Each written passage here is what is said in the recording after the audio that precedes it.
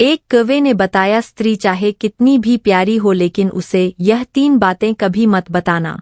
दोस्तों, किसी जंगल में एक कौवा और कोई घोंसला बना करके रहते थे। उन दोनों में बड़ा ही प्रेम व्यवहार था, एक दूसरे के बिना कोई एक पल भी नहीं रह सकता था। जब कभी कौवा घोंसला से बाहर उड़ करके जाता तो कोई उसके इंतजार में घंटों बैठी रहती। जब तक कौवा वापस नहीं जाता तब तक वह ना तो कुछ खाती और ना पीती। एक दिन की बात है कि कौवा कहीं बाहर गया हुआ था। कौवे उसके इंतजार में काफी देर से बैठी थी। कुछ देर के बाद कौवा रोता हुआ आया और चुपचाप जाकर के अपने घोंसले में लेट गया। कौवे की इस तरह की हालत को देख करके कोई उसके पास गई और कहने लगी कि क्या बात है, आज तुम बहुत उदास दिखाई देते हो।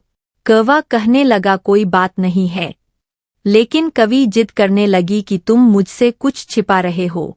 बार बार कवि के जिद करने पर कौवा कहने लगा, तुम मुझसे यदि कुछ पूछना ही चाहती हो तो इससे पहले मैं तुम्हें एक कहानी सुनाता हूँ।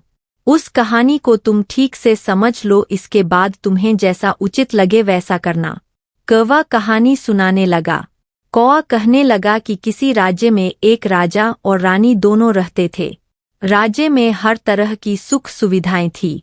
घोड़े, दास दासियां, अनेक तरह का धन दौलत, उनके पास सब कुछ था। यदि उनके पास कुछ नहीं था तो वह थी संतान। इसी कारण से राजा और रानी दोनों बहुत ही चिंतित रहते थे। उस राजा और रानी ने अनेक तरह के धार्मिक अनुष्ठान किए, मंत्र किया, जप तप किया, अनेक तरह का पूजा पाठ किया, लेकिन कोई फायदा नहीं हुआ। राजा रानी दोनों बुढ़ापे की ओर बढ़ते गए। एक दिन की बात है कि राजा और रानी यह सोच करके बड़ी ही चिंता में व्याकुल होने लगे कि अब राज्य का क्या होगा, हमारे राज्य का कौन वारिस बनेगा। इतना बड़ा राज्य है, इसको कौन संभालेगा, कौन लेगा हमारी प्रजा की जिम्मेदारी। राजा और रानी दिन रात इसी चिंता में रहने लगे। उनको खाने पीने की भी सुध नहीं रहती थी। एक दिन सुबह की बात है कि राजा के दरबार में एक साधु आता है और दासी दौड़ करके रानी के पास जाती है। रानी दासी से कहती है कि यह मेरा अंतिम दान धर्म है, इसके बाद मैं अपने हाथों से कोई दान नहीं करने वाली। रानी चावल से भरा हुआ एक कटोरा हाथ में लेकर के बाहर आती है और साधु की झोली में भिक्षा डाल देती है। उसके चेहरे पर छाई हुई व्याकुलता को देख करके वह साधु उससे पूछता है कि रानी, क्या हुआ, आप इतना दुखी क्यों हैं? रानी साधु को सारी जो भी बात थी वह सब कुछ रोते हुए बताने लगी। साधु को रानी पर दया आ गई। कुछ पल गंभीर होने के बाद साधु कहने लगा कि चिंता मत करो रानी, आपकी संतान की इच्छा पूरी हो जाएगी। आपकी कोख से एक पुत्र जन्म लेगा, मात्र वह 14 साल तक ही आप लोगों को मिलेगा। उसके आगे वह इस मृत्यु लोक में नहीं रह पाएगा। इससे बढ़कर के आपको कुछ देना मेरे लिए संभव नहीं है। अपनी बात पूरी करते करते उसने अपनी झोली में से हाथ डाला और थोड़े से चावल निकाल करके रानी को दे दिया और कहा कि आप और राजा दोनों इस चावल की खीर बना करके खा लेना, इससे तुम्हें पुत्र की जल्दी प्राप्ति होगी। इतना कह करके वह साधु वहां से चला गया। उस साधु के जाने के बाद रानी सोचने लगी कि 14 साल तो सही है, उतने समय के लिए हमें पुत्र तो मिलेगा, यही काफी है। उतने साल तक मैं उसे जी जान से बड़ा करूंगी, उसका पालन पोषण करूंगी, उसे बहुत प्यार करूंगी, उसे दुलार करूंगी और अपनी संतान की जो हमारे मन में इतने दिनों से इच्छा मरी पड़ी हुई थी वह जीवित हो जाएगी। कौवा कहने लगा कि उस रात अपना सारा राजकाज खत्म करने के बाद रानी राजा के पास पहुंची और राजा को जाकर के सारी बात बता दी कि साधु ने उसे कुछ चावल देकर के खीर बना करके खाने के लिए कहा है। साधु महाराज ने यह चावल हम दोनों को खीर बना करके खाने के लिए कहा है। राजा कहने लगा, इतना दान धर्म किया, जब तब किया, कोई फल नहीं मिला, अब इस खीर से हमें संतान की प्राप्ति होगी क्या? उस पर रानी कहने लगी, जब इतना सब कुछ किया तो अब यह भी सही, इसे भी कर लेते हैं। हो सकता है इसके बाद ईश्वर हमारी इच्छाओं को पूरी कर दे। उस साधु के क्रोध को क्यों बुलावा दें? यदि उसका हम कहना नहीं मानेंगे तो वह साधु नाराज हो जाएगा। राजा को अब किसी पर विश्वास था नहीं। लेकिन पत्नी को दुख न पहुँचे इसलिए वह राजा राजी हो गया। एक दिन क्या होता है कि राजा और रानी दोनों स्नान करके भगवान का नाम लेकर के अपने पूर्वजों का स्मरण करते हुए और उस संत का नाम लेते हुए उस चावल से खीर बनाते हैं और दोनों खा लेते हैं। उसके बाद निश्चिंत होकर के राजा और रानी दोनों सो जाते हैं। कुछ दिन बीत जाते हैं और साधु द्वारा कहे के अनुसार रानी गर्भवती हो जाती है। उस पर राजा रानी बहुत ही खुश होते हैं और उनकी खुशी फूले नहीं समाती है। राजा रानी से कहने लगा कि महारानी सचमुच साधु महाराज की कृपा हमारे ऊपर बरस पड़ी है। जब उसका समय पूरा हुआ 9 माह के बाद पूरे समय के अनुसार रानी ने एक बहुत ही सुंदर पुत्र को जन्म दिया। वह बड़ा ही तेज था, उसके चेहरे पर मुखमंडल उसका चमक रहा था। राजा ने बड़ी धूमधाम से पुत्र का नामकरण किया और सारे राज्य में कई दिनों तक भंडारा चलाकर उत्सव मनाया गया। और अब पुत्र की कुंडली को देखने के लिए राज्य के सबसे बड़े विद्वान पंडित को राजा ने बुलवाया। पंडित जी ने जब उस पुत्र की कुंडली को देखा तो पंडित जी कुंडली देख करके बहुत चिंतित हो गए। कहने लगे कि महाराज, जो यह पुत्र है सिर्फ 14 साल तक जीवित रहेगा। राजा को इस बात की भनक भी नहीं थी। रानी को भी साधु महाराज की बात याद आ गई। दोनों चुप रह जाते हैं। उसके बाद राजा और रानी बड़े लाड प्यार से बेटे का पालन पोषण करते हैं। उस बेटे की हर ख्वाहिश को, हर जीत को वे पूरी करते हैं। थोड़े समय के लिए ही सही भगवान ने संतान की अपनी मुराद पूरी कर दी। इससे वह हमेशा अपना किस्मत मानते थे। राजपुत्र दिन प्रति दिन बड़ा होता गया। जब वह 7 साल का हो जाता है तो राजा एक अच्छे गुरु की नियुक्ति करके उसे पढ़ाई लिखाई में राज शस्त्र विद्या का और घुड़सवारी आदि सभी 12 विद्याओं का शिक्षण कराते हैं। जब वह सब शास्त्र और विद्या में पारंगत हो जाता है और 12 साल की उम्र का वह जब बालक हो जाता है, तब एक अच्छी सी राजकन्या को देख करके उस बालक की शादी करवा दी जाती है। 2-3 साल बीत जाते हैं। बेटा जब 15 साल का हो जाता है तो एक दिन वह राजपुत्र राजा से कहता है कि पिताजी, मैं अपने राज्य को घूम करके देखना चाहता हूँ। आज तक मैंने इस राज दरबार के और इस महल के सिवाय मैंने बाहर कुछ नहीं देखा है। बेटे की बात को सुनकर के राजा बड़ा परेशान हो जाता है, क्योंकि पुत्र को 14वां साल शुरू हो गया था। अब कोई अनहोनी होने का वक्त नजदीक आ पहुंचा था। लेकिन राजा यह सब बातें पुत्र को नहीं बता सकता था। वह क्या करता कि चेहरे की खुशी लाकर के बेटे से कहता, हाँ हाँ जरूर जाओ बेटा, तुम्हें अपना सारा राज्य घूम करके देखना चाहिए। कहाँ क्या है यह सब जानना बहुत जरूरी है। कल मेरे बाद तुम्हें ही तो इस राज्य का राजा बनना है। मात्र एक बात का ध्यान रखना, तुम जहाँ जा रहे हो, क्या कर रहे हो, यह बात अपनी पत्नी को कभी मत बताना। पुत्र कहता है, ठीक है पिताजी, आपने जो भी कहा है मैं वैसा ही करूँगा। एक दिन क्या होता है कि राजपुत्र दिन भर अपनी पत्नी के साथ मौज मस्ती करता है, खुशियाँ मनाता है और रात को ठीक 12 बजे बिस्तर से उठ करके बाहर चला जाता है।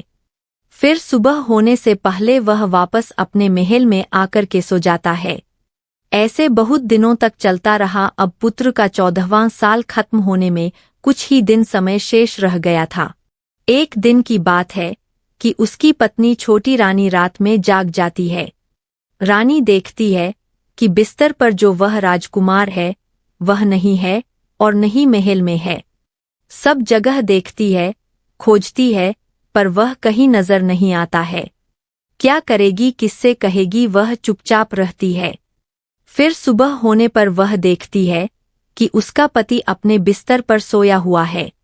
वह पति से कुछ नहीं पूछती, लेकिन दूसरी रात भी वैसे ही होता है।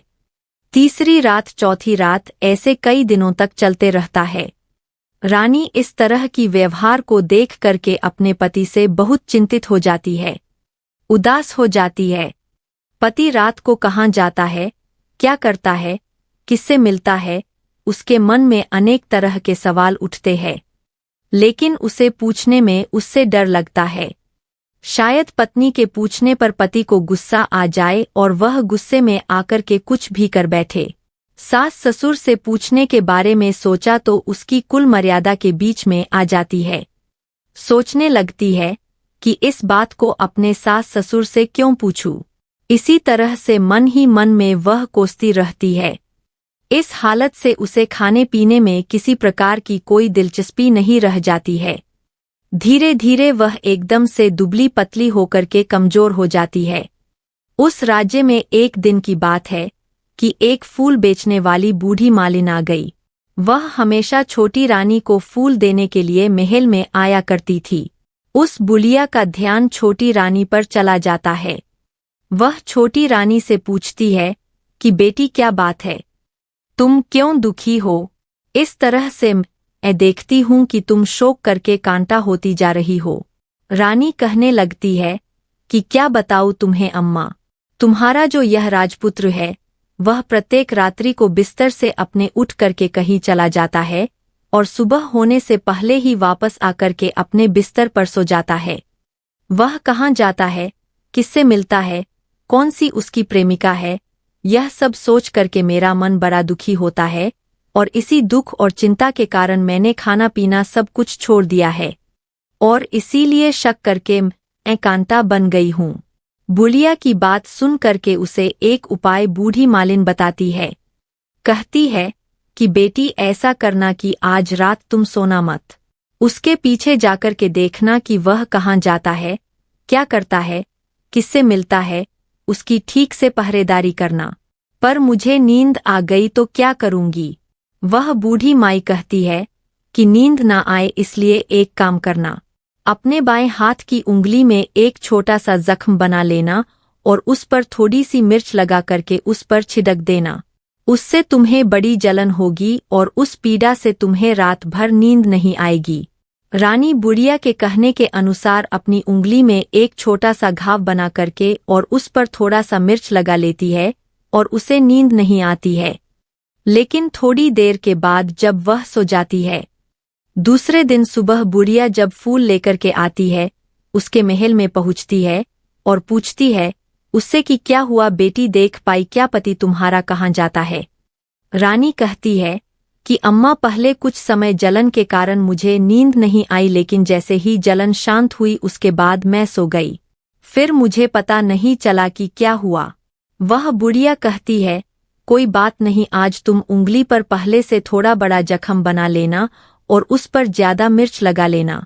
रानी वैसे ही करती है, परंतु वह सिर्फ पति के बिस्तर से उठकर के बाहर निकलते वक्त जाग पाई।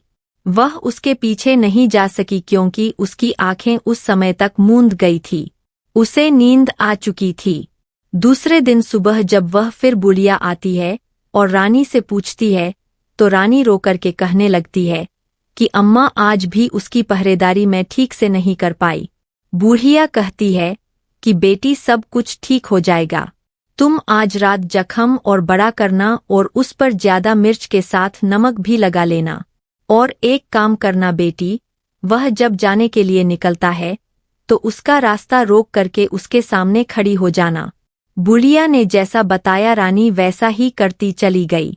आज रात उसे नींद नहीं आ रही थी।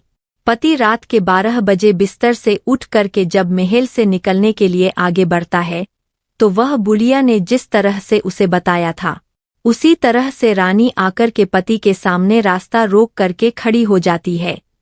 कहती है कहाँ जा रहे हो और किससे मिलने के लिए तुम जा रहे हो, मुझे यह बताओ, इसके बाद में जाना। पत्नी को इस तरह से देख करके वह राजपुत्र उसे बहुत समझाने की कोशिश करता है।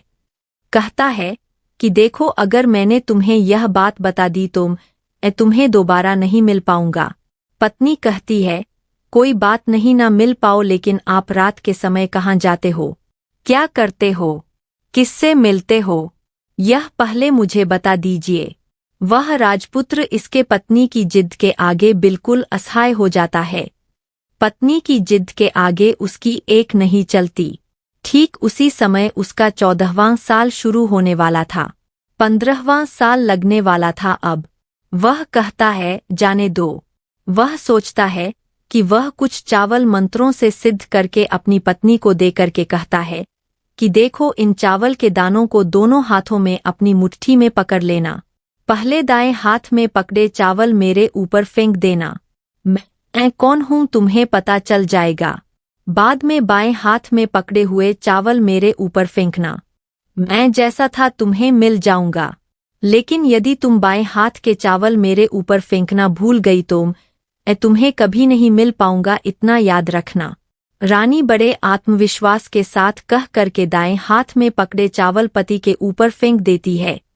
वह जो राजपुत्र था एकदम एक घोड़े में परिवर्तित हो जाता है। एक सफेद घोड़ा, लंबी गर्दन, बड़ी उसके अयाल देखते ही वह तेजी से दौड़ने लगता है। रानी उस घोड़े को देख करके एकदम से घबरा जाती है और पति ने बाएं हाथ के चावल फेंकने की जो बात कही थी वह सब रानी भूल जाती है। उसकी आंखों के सामने वह घोड़ा महल से बाहर हिनहिना करके बाहर चला जाता है। घोड़ा जो महल से बाहर जाता है तो वापस नहीं आता। अब रानी को बड़ा पश्चाताप होता है। वह स्वयं को कोसने लगती है, लेकिन अब उससे कोई फायदा नहीं होने वाला था। राजपुत्र अब वापस नहीं आने वाला था। जब सुबह होती है, महाराज और महारानी को सब बात पता चलता है। उन्हें बहुत दुख होता है। वे बिस्तर पकड़ लेते हैं और अपने बेटे का इंतजार करने लगते हैं। एक दिन उनका बेटा वापस आएगा यही सोचते रहते हैं। इसी तरह से 1 दिन, 2 दिन, 10 दिन, महीना बीत गया। 2 महीने बीत गए, 3 महीने बीत गए, आखिर धीरे धीरे करके 6 महीने पूरे हो गए। लेकिन राजपुत्र का अब तक के कोई किसी प्रकार का कोई पता नहीं था।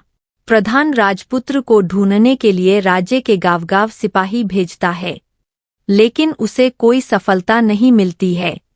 इधर रानी अपनी जिद के कारण पति गायब हो गया यही सोच करके स्वयं ही मन अपने आप को कोसती रहती है।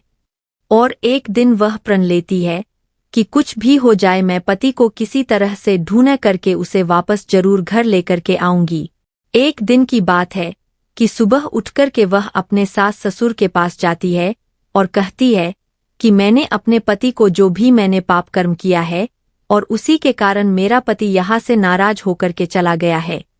मैं किसी भी कीमत पर अपने पति को खोज करके लाऊंगी और मैं अपने पति की खोज में जा रही हूँ। महाराज और महारानी को क्या चाहिए था, उनका पुत्र, उनका बेटा किसी तरह से उनको मिलना चाहिए था। वह बहू को जाने की आज्ञा दे देते हैं। कहते हैं कि बेटी तुम जो चाहे वह करो, जहां जाना हो वहां जाओ, लेकिन हमारे बेटे को वापस लेकर के आओ। भगवान तुम्हें कामयाबी दे। अब रानी क्या करती है, वह भी भेष बदल करके एक सेठानी बन जाती है और अपने साथ कुछ नौकर और दासियों को लेकर के थोड़ा सा कुछ सामान अपने हाथ में लेकर के राज्य की सीमा पर जाती है और वहां एक बड़ा सा भोजनालय खोल देती है। वह आने वाले सब यात्रियों को वह मुफ्त में खाना खिलाने लगती है और उनसे कहती है कि तुम्हें जो खाना खाना है उसके लिए एक शर्त है। कोई अजीब चीज उसकी मालकिन को यानी राजकन्या को बतानी पड़ेगी जो वहां आने वाला हर नागरिक अपनी तरफ से मैंने यह देखा है, मैंने वह खाया है, कहकर वहां से मुफ्त में खाना खा करके जाता था। परंतु रानी को जो बात चाहिए थी वह अब तक नहीं मिल चुकी थी। ऐसे ही कई दिन बीतते गए। एक दिन क्या होता है कि रानी के महल में फूल लेकर के जाने वाली बुलिया के एक बेटा और बहू थे। उनका एक छोटा बेटा था यानी बुलिया का एक पोता था। बेटा और बहू सुबह काम के लिए जब निकलते तो पोते को संभालने की जिम्मेदारी बुलिया पर रहती थी। बुलिया दिन भर पोते को अपने साथ पालती थी। एक दिन होता क्या है कि बुलिया को पान खाने की बड़ी आदत थी। वह पान खाने के लिए उसे चूना चाहिए था। वह उसे तैयार करने के लिए सीपियाँ लेकर के आई और इन सीपियाँ को भूनने के लिए गोबर के कंडे चाहिए थे। कंडे इकट्ठा करने के लिए वह बांस की टोकरी लेकर के चरवाहे के मैदान में गई। वहां बहुत सारे कंडे थे। उन्हें जमा करते करते उसे घर आने में काफी अंधेरा हो चुका था। इस ओर शाम होते ही काम से वापस बेटा और बहू पहुंचे तो देखा कि बच्चा घर पर अकेला है और रो रहा है। वह दोनों गुस्से से आग बबूला हो गए। इतने में ही वह बुलिया घर आ गई। बेटा ने पूछा कि पोते को घर में अकेला छोड़ करके तुम कहाँ गई थी? वह बुढ़िया कहने लगी कि गोबर के कंडे इकट्ठे करने के लिए गई थी। इस पर जो उसका बेटा था वह कहने लगा, दोबारा बच्चे को अकेला छोड़ करके यदि घर से कहीं गई तो मैं तुम्हें बहुत मारूंगा। बुढ़िया कहने लगी कि नहीं बेटा, फिर कभी ऐसा नहीं करूंगी। लेकिन दूसरे ही दिन बुढ़िया यह बात भूल गई और फिर वही चरवाहे के मैदान में जाकर के कंडे इकट्ठे करने के लिए वह चली गई। शाम को जब बेटा और बहू अपने काम को खत्म करके वह वापस आते हैं तो देखते हैं कि आज फिर उनका बच्चा घर में अकेला है और रो रहा है। अब उसके बेटे की जो सहन शक्ति थी वह समाप्त हो गई और बुढ़िया के वापस आने पर वे लोग उसे घर से निकाल देते हैं। बुढ़िया रात भर घर के बाहर अंधेरे में बैठी रही और सुबह होते ही टोकरी लेकर के कंडे इकट्ठा करने के लिए वह निकल गई। उस दिन उस पर कंडे इकट्ठा करने का मानो पागलपन सवार था। वह कंडों को इकट्ठा करते करते कब अंधेरा हो गया, सुबह से शाम हो गई, उसे कुछ पता नहीं चला। जब उसे ध्यान आया तो गांव का जो रास्ता था वह ठीक तरह से उसे दिखाई भी नहीं दे रहा था और वह अंधेरे में अपनी आंखें फाड़ फाड़ करके देखती और किसी तरह से वह आगे चल रही थी। फिर उसी दिन क्या होता है कि एक कपिला गाय छन छन की आवाज करते हुए, जिसके गले में एक घंटी थी, वह ठुमक कर उस मैदान पर आ गई और उसे देख करके बुढ़िया सोचने लगी कि इस गाय के पीछे पीछे जाऊंगी तो गांव तक अवश्य पहुंच जाऊंगी। यही सोच करके वह बुढ़िया उसके पीछे पीछे चलने लगी। गाय क्या करती है कि उस मैदान से लेकर के एक एक करके 6 मैदानों को पार करती हुई आखिर में वह 7वें मैदान पर जा पहुंचती है। तो वहां क्या होता है कि उस मैदान पर एक बड़ा सा पत्थर, जो गाय ने जाकर के उस पत्थर को अपनी सींग मारा और हटा दिया। पत्थर जब हटा तो वह पाताल में जाने के लिए नीचे सीढ़ियां दिखाई देने लगी। जब वह गाय उन सीढ़ियों से नीचे जाने लगी तब बुढ़िया यह सब देखती रही और झट से जाकर के उस गाय की पूंछ को पकड़ लिया और पूंछ पकड़ करके वह गाय के साथ साथ नीचे पाताल लोक में पहुंच गई। पाताल में पहुंचते ही तुरंत गाय की पूंछ को उस बुढ़िया ने छोड़ दिया और इधर उधर देखने लगी। वहीं से बुढ़िया ने देखा कि पाताल में सब जगह तो जगमगाहट है, दीप जल रहे हैं और तेज रोशनी गाय के ऊपर पड़ती है और वहां अद्भुत अजीब तरह की घटनाएं घट रही है।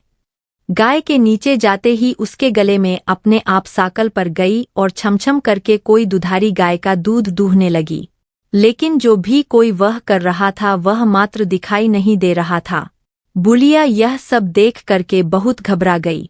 सोचने लगी कि कहाँ आ करके मैं फंस गई।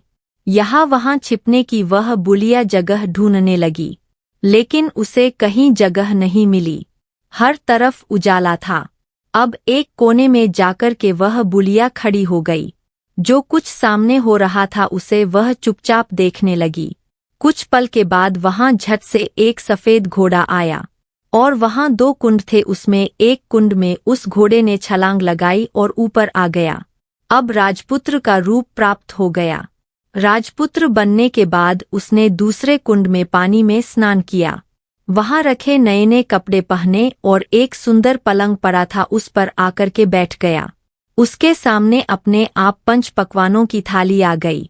दूध की प्याली आई, पान आ गया और सामने उसके एक कौवा बैठा हुआ था। राजपुत्र ने खाना खाया, दूध पिया, पान सुपारी खाई और बिस्तर पर लेट जाने से पहले वह भगवान सूर्य का स्मरण करके सामने उसके रखे कौवे से पूछने लगा कि कौवे कौवे काव अंकर, मेरे माता पिता क्या कर रहे हैं? कौवा कहने लगा, बेटे के शोक में वे डूबे हुए हैं। वह कहने लगा कि राज्य को कौन संभाल रहा है? कौवा कहने लगा कि राज्य प्रधान संभालता है। राजकुमार ने पूछा कि मेरी पत्नी क्या करती है? कौवे ने कहा, उसने चौराहे पर आकर के भोजनालय शुरू किया है और आते जाते लोगों से वह हर रोज नई खबर के बारे में पूछती है। कौवे के यह कहते ही राजपुत्र कहने लगा, ठीक है। उसके बाद वह सो गया। बुढ़िया कोने में खड़ी होकर के यह सब कुछ देखती रही। ऐसी अद्भुत घटना उसने जिंदगी में पहली बार देखी थी। उसे अंदर ही अंदर बड़ी व्याकुलता होने लगी। वह अपनी भूख प्यास सब कुछ भूल करके आगे क्या होता है यह देखने के लिए व्याकुल होने लगी। लेकिन उसके बाद और कुछ घटनाएं नहीं घटी। इसी तरह से रात बीत गई, सुबह हो गई। सुबह होने पर पलंग पर सोया हुआ वह राजकुमार उठा और फिर से पहले वाले कुंड में छलांग लगाई। अब वह फिर से घोड़ा बन करके कुंड से बाहर आ गया और बाहर आते ही वह तेजी से उस पाताल नगरी के बाहर निकल गया।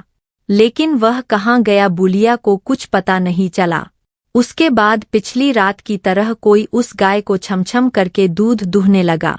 जैसे ही दूध दुहना खत्म हुआ, गले में उसके रस्सी पड़ गई और जो रस्सी पड़ी हुई थी वह अपने आप खुल गई और वह गाय तेजी से ऊपर जाने वाली सीढ़ियों की ओर भागने लगी।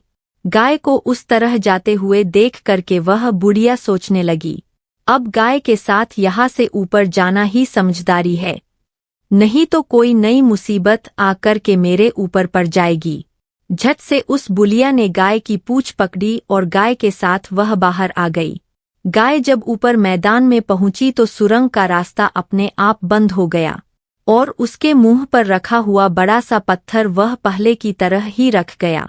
ऊपर आकर के वह गाय जंगल की ओर चली गई तो उधर बुढ़िया एकदम बावली सी होकर के पाताल नगरी में जो कुछ भी उसने देखा था जल्दी से जल्दी किसी को बताने के लिए वह व्याकुल होने लगी। एकदम से याद आया कि नगर की सीमा पर कोई औरत है जो भोजनालय चलाती है और नई बात बताने वाले को वह खाना फी में खिलाती है। ऐसा सोच करके वह सोचने लगी कि मैं क्यों ना जाकर के उस औरत को बात बताऊं और यदि उसे यह बात पसंद आ गई तो बाकी जीवन खाने पीने की जो भी झंझट है उससे सब मुक्ति मिल जाएगी। बुढ़िया ने मन में विचार किया और तुरंत उस भोजनालय के द्वार पर टंगे हुए नगाड़े के सामने जाकर के पहुंच गई और जोर से नगाड़ा बजाना शुरू कर दिया। नगाड़े का इस तरह से बजना सुनकर के मालकिन यानी छोटी रानी के मन में बड़ी प्रसन्नता होती है। सोचती है कि शायद कोई बड़ी बात लेकर के यहाँ आया है। रानी सिपाहियों को आदेश देती है कि जाइए और जो भी कोई आया है उसकी अच्छी तरह से खातिरदारी कीजिए। आदेश पाते ही सिपाही नीचे दौड़ करके गए तो एक बुढ़िया नगाड़ा बजा रही है। उन्होंने उस बुढ़िया से पूछा कि ये बुढ़िया क्या हुआ, क्यों नगाड़ा बजा रही है? बुढ़िया कहने लगी, कुछ नहीं बेटा, यहाँ खाना मिलता है ना, इसीलिए आई हूँ। खाना चाहिए मिलेगा, लेकिन मुझे तुमसे कोई नई बात जाननी है, वह तुम्हें पहले बतानी पड़ेगी। बुढ़िया ने कहा कि हाँ बताऊंगी। एक बात मालूम है मुझे। इस पर सिपाही उसे अंदर लेकर के आए। उनको मालकिन का आदेश था कि जो कोई बूढ़ा बुजुर्ग वहां आए उनके साथ अच्छी तरह से पेश आना और उनका अच्छा से आदर सत्कार करना और सेवा करना। सिपाही ने उस बुढ़िया को भरपूर आदर सत्कार किया और बड़ी सी थाली भर करके अनेक तरह के व्यंजन को परोस दिया। बुढ़िया कुछ दिनों से खाना नहीं खाया था। कई दिनों से वह बुढ़िया भूखी थी। खाने को देखती ही वह खाने पर टूट पड़ी और जब वह उसने खाना खा लिया तो उसे सिपाहियों ने नई साड़ी पहनने के लिए दी। उसके बाद उसे लेकर के वह सब रानी के पास गए। बुढ़िया और रानी ने तुरंत एक दूसरी को पहचान लिया। बुढ़िया कहने लगी कि बेटी तुम, और रानी बोली अम्मा तुम। कुछ देर तक दोनों अनेक तरह की बातें करती रही। आखिर बुढ़िया से कहने लगी वह रानी, अम्मा अब बताओ तुमने क्या नई बात देखी है? नई बात? मैंने कोई बात नहीं देखी है। वह तो मेरे पास तुम्हें देने के लिए पैसे नहीं थे, इसीलिए मैंने झूठ कहा और नगाड़ा बजा दिया। रानी ने कहा कि अम्मा घबराओ नहीं, मैं किसी को तुम्हारा नाम नहीं बताऊंगी। फिर भी बुढ़िया कहने लगी कि मैंने क्या देखा कब देखा करके आनाकानी करने लगी। इस पर वह जो रानी थी उसने कहा, देखो अम्मा, यदि तुमने मुझे वह नई बात बताई तो जिंदगी भर मैं तुम्हारी देखभाल करूंगी और तुम्हें रानी माता की तरह रखूंगी। अब बुढ़िया इस बात को सुन करके बताने के लिए तैयार हो गई। उसने जो कुछ भी उस चारागाह वाले मैदान से लेकर के उस पाताल लोक में जो कुछ भी देखा था वह सब कुछ उसने उस राजकुमारी को बता दिया। वह राजपुत्र उसी का पति है। वह तुरंत बुढ़िया से कहने लगी, अम्मा मुझे उस जगह पर लेकर के चलो। बुढ़िया कहने लगी कि नहीं बेटी, वह पाताल राज्य है। वहां पर यदि किसी ने तुम्हें देख लिया तो तुम्हारी जान खतरे में पड़ सकती है। लेकिन रानी उसकी एक भी नहीं सुनती। उसे उस जगह पर ले जाने के लिए वह जिद करने लगी। आखिर में बुलिया ने रानी का कहना मान लिया और कहने लगी कि ठीक है, मैं तुम्हें वहां लेकर के चलती हूँ, पर आज नहीं, कल वहां जाना, शाम को ही जाना होगा। दूसरे दिन दोपहर को रानी बुलिया के साथ उसी मैदान पर गई और एक जगह छुप करके गाय के आने का इंतजार करने लगी। जब शाम हुआ, अंधेरा होने लगा, गाय हमेशा की तरह वहां आई। मैदान के उस कोने में जाकर के उसने पत्थर पर सींग मारा और झट से पत्थर हट करके सुरंग जाने का रास्ता खुल गया। गाय उस रास्ते से नीचे उतरने लगी तो बुलिया रानी से कहती है कि जल्दी आगे बढ़ो बिटिया, हम गाय की पूंछ पकड़ करके नीचे चलेंगे। वे दोनों, बुलिया और रानी, गाय की पूंछ पकड़ करके पाताल लोक में पहुंच जाते हैं और बुलिया पहले की तरह कोने में छिप जाती है। कोने में छिपी व नीचे सब कुछ पहले जैसी जो घटनाएं थी वह घटित हो रही थी। गाय के गले में अपने आप रस्सी पर गई। कोई अदृश्य आदमी आकर के उस गाय को दूहने लगा। एक सफेद घोड़ा आकर के एक कुंड में छलांग लगाया और राजपुत्र के रूप में वह बाहर आया। राजपुत्र दूसरे कुंड में नहाने के बाद उसने सामने रखी थाली आ गई और दूध की प्याली आ गई, पान सुपारी आ गया। राजपुत्र सब कुछ खाने और पान खाने के बाद सोने के लिए पलंग पर गया और सोने से पहले सूर्यदेव का नाम लेकर के उसने सामने बैठे हुए कौवे से फिर पूछा, कौवे कौवे कंकर, मेरे माता पिता इस समय क्या कर रहे हैं? कौवे ने कुछ जवाब नहीं दिया बल्कि वह उदास हो गया। राजपुत्र को कुछ आहट हुआ, वह संदेह हो गया, वह उदास हो गया और जो कुछ हुआ वह हो जाने दो ऐसा सोच करके सोने के लिए बिस्तर पर लेट गया। अब रानी का संयम छूट गया। वह दौड़ करके पति के पास गई और उसके पैर पकड़ने के लिए आगे बढ़ने लगा। राजपुत्र तुरंत ही पत्नी को पहचान गया। वह झट से पीछे हटा और चिल्लाने लगा, नहीं नहीं, मुझे मत छूना वरना सर्वनाश हो जाएगा। रानी दोनों हाथ जोड़ करके पति से अपनी भूल की माफी मांगने लगी। स्वामी, मुझसे बड़ी भूल हो गई, मुझे आपसे कुछ नहीं पूछना चाहिए था कि रात को कहाँ जाते हो। मैं अपनी भूल स्वीकार करती हूँ, मुझे मेरी भूल की सजा मिल गई है। अब आप घर चलो, आपके वियोग में आपके माता पिता ने बिस्तर पकड़ लिया है। वह सोच सोच करके कांटा हो गए हैं और आपकी प्रजा बड़ी दुखी है। उस पर राजपुत्र कहने लगा, वही तो, एक बार तुम गलती कर बैठी हो, अब दोबारा मत करना, नहीं तो तुम्हें जो दिख रहा हूँ वह भी नहीं दिखूं। रानी रोने लगी, जोर जोर से जमीन पर सर पटकने लगी। राजपुत्र के मन में रानी के दया आ गई। वह उससे कहने लगा, यदि तुम मुझे पाना चाहती हो तो तुम्हें एक काम करना होगा। काम बड़ा कठिन है और वह काम तुम्हें अकेले ही करना होगा। रानी ने कहा, कहो कितना भी कठिन काम हो, मैं उसे पूरा करूंगी। उस राजपुत्र ने कहा कि इस पाताल से ऊपर जाते ही तुम्हें एक बड़ा घना जंगल नजर आएगा और इस तरह के 6 जंगलों को पार करने के बाद जब 7वां जंगल तुमको मिलेगा तो उस जंगल के बीचों बीच में एक बरगद का पेड़ है और उसके आसपास जगह जगह पत्ते, फंदे, जटाएं, कांटे आदि सब ढक चुका है। वहां बाघ, शेर, भालू, सांप सभी आकर के वहां बैठते हैं। तुम्हें उन सबको भगा करके उस जगह को साफ करना है और उसको गोबर से लीप करके पवित्र बनाना है। वहां पर रंगोली सजा करके उसके जाने के बाद वहां पर धूप, दीप, अगरबत्ती करके फूल कुमकुम से पेड़ के तने की पूजा करनी है और दूध दही से बने चावल का भोग चढ़ाना है। यह सब तुम्हें दोपहर को 12 बजे से पहले करना होगा और 12 बजे के समय तुम्हें उस जगह पर बैठ करके सूर्य भगवान का मंत्र का जाप करना है। ठीक 12 बजे सूर्य भगवान का रथ आकर के वहां उतरेगा और वह सब देख करके जब खुश हो जाएंगे और कहेंगे कि जिस किसी ने यह सब किया है उसे मैं मनचाहा वरदान देना चाहता हूँ।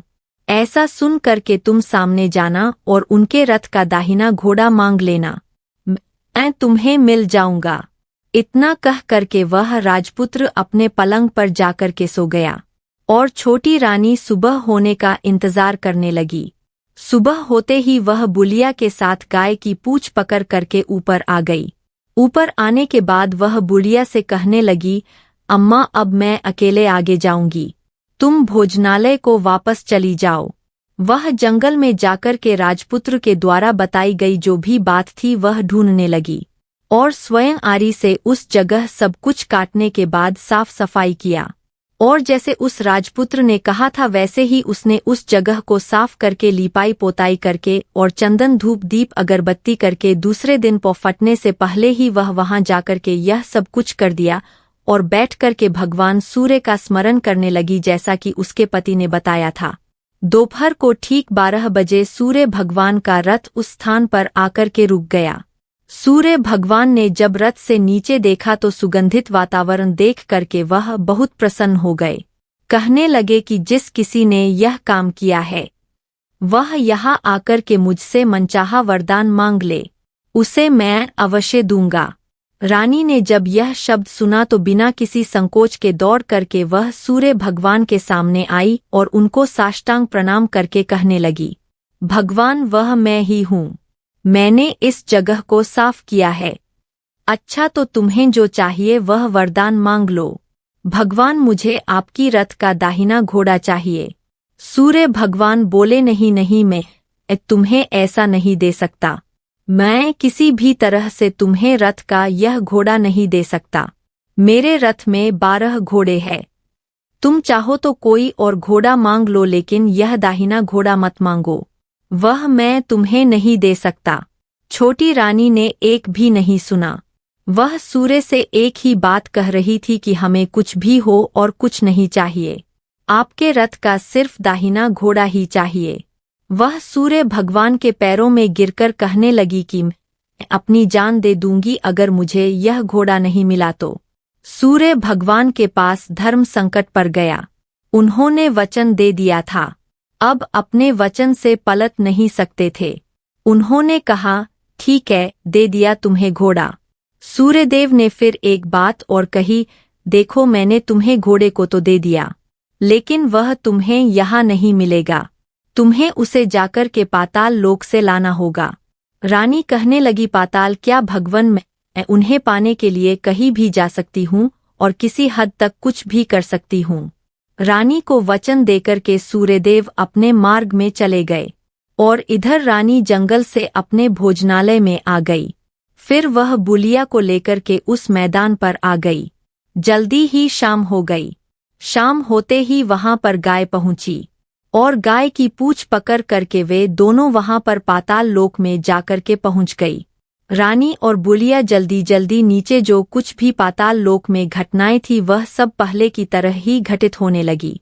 घोड़े का एक कुंड में स्नान करके राजपुत्र बनना, नहा धो करके पलंग पर जाकर के बैठना और खाने पीने की थाली उसके सामने आना, जो कुछ पहले हुआ था वह सब उसी तरह से हो गया। लेकिन आज एक नई बात घटी। आज 2-2 थाली, 2-2 दूध की प्याली, 2-2 पान बीड़े उसके सामने आए। वह कुछ नहीं बोला, अपने हिस्से की थाली खा करके, दूध पी करके, पान खा करके वह सोने के लिए चला गया। और हमेशा की तरह सोने से पहले वहां बैठे कौवे से वह पूछने लगा, कौवे कौवे काव अंकर, मेरे पिता क्या करते हैं? उस कौवे ने जवाब दिया कि वे दोनों तुम्हारे शोक में मरने की स्थिति में पहुंच गए हैं। ऐसा झट से उसकी सुनते ही आंखों से आंसू बहने लगे। फिर वह पूछने लगा कि कोई कौवे को अंकर, मेरा राज्य कौन चला रहा है? वह कौवा कहने लगा कि तुम्हारा राज्य प्रधान चला रहा है और वह सब कुछ हड़प चुका है। वह प्रजा पर बहुत अत्याचार कर रहा है। यह सुनकर के राजपुत्र को बड़ा गुस्सा आया। वह गुस्से में अपनी मुट्ठी को भींचने लगा। पूछने लगा, कौवे कौवे को अंकर, मेरी पत्नी इस समय क्या कर रही है? कौवा कुछ नहीं बोला, चुप रहा। अब रानी का संयम जवाब दे चुका था। वह दौड़ करके पति के गले में जाकर के लिपट गई। और अब मैं तुम्हें मिल गया, राजपुत्र कहने लगा। सच कहते हो, अब आप फिर से घोड़ा तो नहीं बनोगे? नहीं, मैं दोबारा घोड़ा नहीं बनूंगा। तुमने जो इतने सारे कष्ट उठाए हैं मुझे पाने के लिए, इसलिए सूर्यदेव ने मुझे सदा के लिए घोड़े के जन्म से मुक्त कर दिया है। राजपुत्र ने बड़े प्यार से कहा और उसे गले लगाया और उसके आंखों से आंसू पोंछे और उसके बाद वह जो वहां पर कौआ बैठा हुआ था वह कहने लगा कि हे राजकुमार और राजकुमारी, तुम दोनों जाने से पहले मेरी 3 बातें याद रखना। कौवा राजकुमार से कहने लगा कि पत्नी चाहे कितनी भी प्यारी हो, आप उसे कितना भी मानते हो, लेकिन यह 3 बातें उसको कभी नहीं बताना। पहली बात, जिस बात को बताने से आपके ऊपर और आपके परिवार पर संकट आने वाला हो उस बात को पत्नी से कभी नहीं बताना चाहिए। दूसरी बात, ऐसी बातें जिनको आप गुप्त रखना चाहते हैं, किसी के साथ शेयर नहीं करना चाहते, वह बातें भी पत्नी को नहीं बताना चाहिए, क्योंकि स्त्रियों के पेट में कोई भी बात नहीं पचती है। इसलिए गुप्त बातों को पत्नी से कभी नहीं बताना चाहिए। जिस बात को बताने से आपकी जान को खतरा हो और आपके माता पिता को कष्ट हो, आपके परिवार पर संकट आ जाए, ऐसी बात को भी स्त्री से कभी नहीं बताना चाहिए। कौवे की बात को सुनकर के राजकुमारी ने कहा, ठीक है, मैं जैसी गलती पहले की है अब वह दोबारा गलती मैं नहीं करूंगी। उसके पश्चात उस राजपुत्र ने बड़े प्यार से कहा और उसे गले लगा लिया। अपनी रानी के आंसू पोंछे। कुछ देर के बाद सुबह हो गई। गाय की श्रृंखला टूट करके भूलोक पर जाने लगी। रानी, राजपुत्र और बुलिया उसकी पूंछ पकड़ करके ऊपर आ गए। ऊपर आने पर वह सीधे भोजनालय में पहुंचे। वहां का सब सामान लोगों में बांट दिया और ताला लगा करके वह अपने राज्य को वापस चले गए। अपने राज के पुत्र को वापस आते हुए देख करके वह जो उसका तेवर था वह देख करके जो प्रधान था वह सब घबरा गया। राजपुत्र ने उसे बंदी बना करके कैद खाने में डाल दिया और राज्य की बागडोर को खुद अपने हाथों में ले लिया। इसके बाद अपने माता पिता से मिलने के लिए वह राजकुमार राजकुमारी के साथ अपने महल में गया और राजपुत्र क्या देखता है कि उसके माता पिता उसके शोक में शोक करके कांटे बदन गए हैं। पुत्र को देख करके मरणासन स्थिति में राजा और रानी की आंखों से टप टप आंसू बहने लगे। इन दोनों ने पुत्र को गले लगाया, उसे प्यार से सहलाने लगे। इतना होने के बाद उनके सेहत में एकदम से सुधार आने लगा। वह अब बिस्तर से उठ करके बैठ गए। पुत्र को आशीर्वाद देने लगे। राजा के पुत्र के आने की खबर तुरंत सारे राज्य में फैल गई। प्रजा इस तरह की बात को सुनकर के फूले नहीं समा रही थी। सारी प्रजा राजमहल में आकर के इकट्ठी हो गई। राजपुत्र ने उन्हें दर्शन दिया और आज से उन्हें किसी प्रकार का कोई दुख नहीं पहुंचेगा, ऐसा वचन देकर के वह अपने राज्य के सिंहासन पर जाकर के बैठ गया और एक अच्छा राजा बन के अपने अच्छे राज्य को अच्छी तरह से वह चलाने लगा और अपनी पत्नी के साथ और अपने माता पिता के साथ सुख शांति से जीवन बिताने लगा। और जो वह बुलिया थी उसे वह अपने पास में उसे रख लिया। दोस्तों, यह कहानी आपको कैसी लगी है? एक प्यारा सा कमेंट करके जरूर बताना। और यदि वीडियो आपको पसंद आया है, अच्छा लगा है, तो वीडियो को एक लाइक करके चैनल को सब्सक्राइब करने की भी कृपा कर देना। जय श्री कृष्णा, राधे राधे।